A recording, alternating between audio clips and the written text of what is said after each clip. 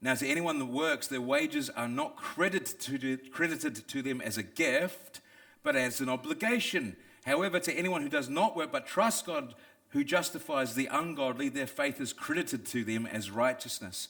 What is Paul saying here? Paul is saying, and all of us here understand this to some degree, we've all been in paid employment at some point of our lives. If you go to work and you work your 40-hour week, or whatever it is you're contracted to do, your wages aren't a gift. You earned them. You went to work. You did the job. You fulfilled your contract. Your employer is obligated to pay you at that point, right? Hey, Jared. Obligated to pay you. You've done the job. I've done the work. You owe me now.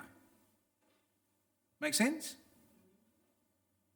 What's Paul talking about? He's talking about justification. He's talking about salvation. He's talking about right standing with God. If you think, if you believe, if you are holding on to the law as the means of your salvation, then what you are in effect saying is, I've done all the good works. I've done all the good deeds. Aren't I a good boy? Now you owe me, God. I've done the work. Where's my pay? You see? Yes? I've done all the good deeds. I've done all the works. You owe me now. Where's my pay? Cash me up. Show me the money.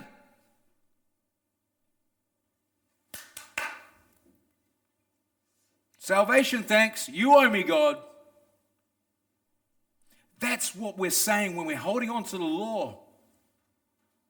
And it's insidious.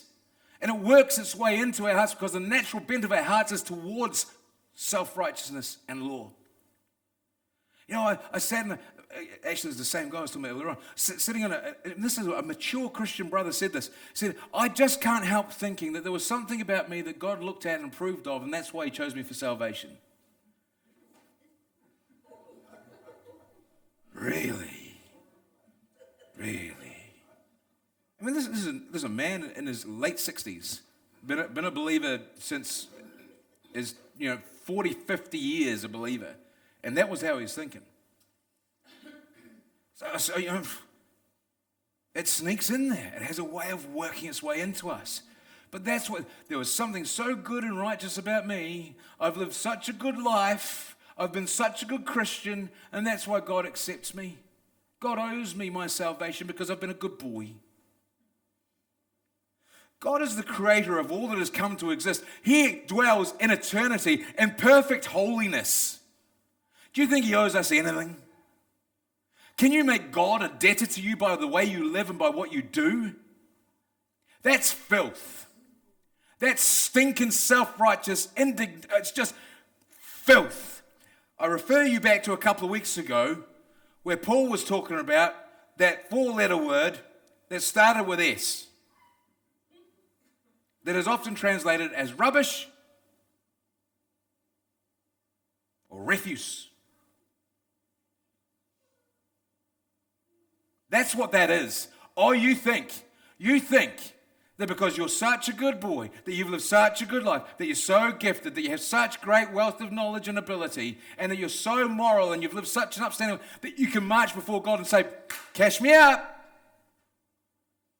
You owe me, creator of all that came to exist. That's how good I am. You are in debt to me. Now pay up. Can you see? Just ignore that. It's just a tsunami. Sweet. To live as Christ, to die as gain. That's all. So we will continue proclaiming the gospel, even though the tide washes over us. Please don't. It's just a drill.